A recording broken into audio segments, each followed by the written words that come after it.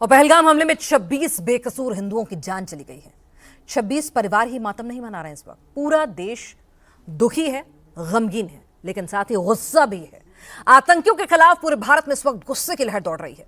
हर कोई पहलगाम का बदला मांग रहा है और बदला भी कोई छोटा मोटा नहीं। इस बार बदला ऐसा हो कि परमानेंट इलाज किया जाए। आज बिहार की धरती से पीएम मोदी ने आतंकियों की कमर तोड़ देने का 2 टूक ऐलान कर दिया। घुस के मारो, घुस के मारो, ये कायरों को ऐसा मारो। इजराइल जिस तरह से हमास के साथ किया है, हमास का आतंकवादी जब तक खत्म नहीं हुआ अभी तक हमला कर रहा है, हमें भी उसी तरह से उसको जवाब देना चाहिए। जब तक पाकिस्तानी आतंकवादी खत्म न हो जाए हमें हमला करते रहना चाहिए। खून का बदला खून, एक ही वर्ड है बस, बाकी कुछ बोलने की जरूरत नहीं। खून का बदला खून, बहुत हो गया अभी, बहुत हो गया अभी। खून का बदला खून। इनको हिंदू कह के मारा है, इनको ये नहीं पूछा है कि ये भारतीय है, हिंदुस्तानी है।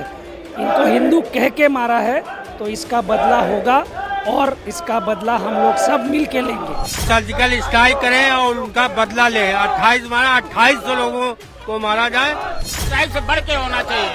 जैसे इंडिया में घुस करके बदला लेना चाहिए, जैसे इजराइल ने बदला लिया है उसी टाइप का बदला लेना चाहिए।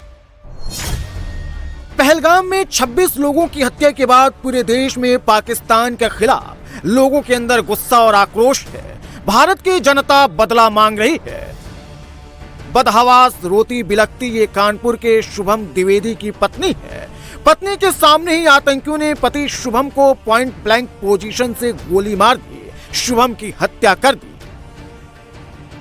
मैंने मैगी का ऑर्डर दिया और मैं और शुभम बैठ के मैगी खाने जा रहे थे। शामदी मेरी बहन थोड़ा दूर बैठी थी और पापा मेरे वॉशरूम में थे। उतनी देर में एक बंदा पीछे से आया और उसने गोली साइड में रख के उससे पूछा हिंदू है कि मुसलमान। मुसलमान है तो पहले कलमा पढ़ के दिखा।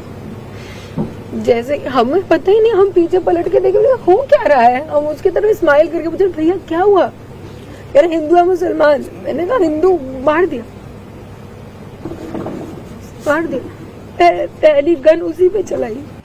कानपुर के रहने वाले शुभम द्विवेदी परिवार के साथ जम्मू कश्मीर घूमने गए थे। 2 महीने पहले ही शादी हुई थी। शुभम घर के इकलौते चिराग थे।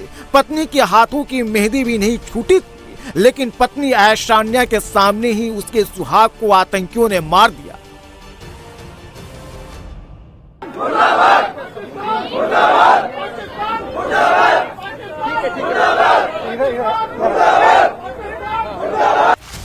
आतंकी पाकिस्तान से आए थे, धर्म पूछकर हिंदुओं को चुन चुन कर मारा। अब हर भारतीय इसका बदला चाहता है, बदला भी ऐसा जिसे पाकिस्तान पूरी जिंदगी याद रखे।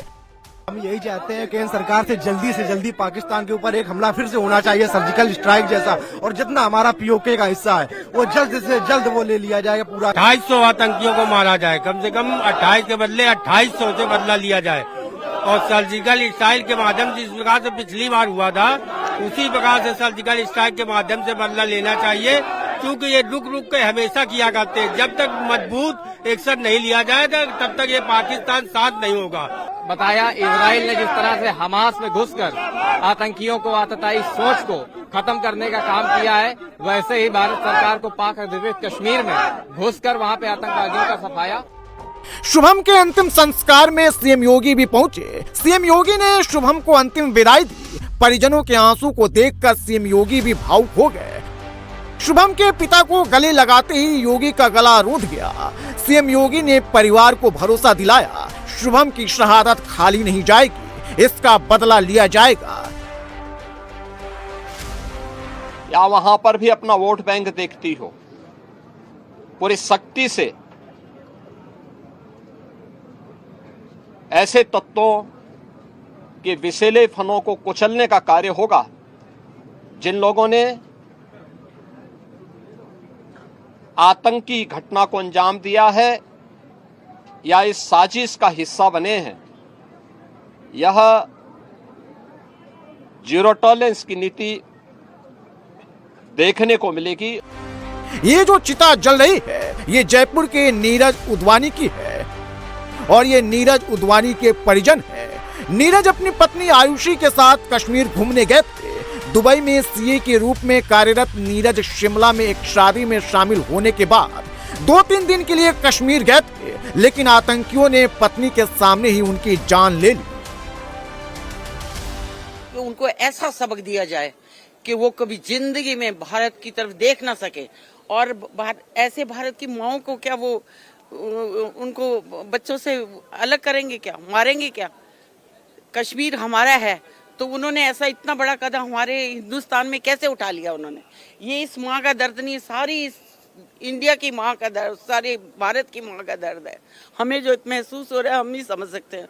सरकार को ऐसा कदम उठाए कि हम हमेशा याद रखें। ये विधि का विधान नहीं है, ये उन आतंकवादियों की हद है कि वो हमारे जैसे मुल्क में इतनी हद तक गुजर गए हैं।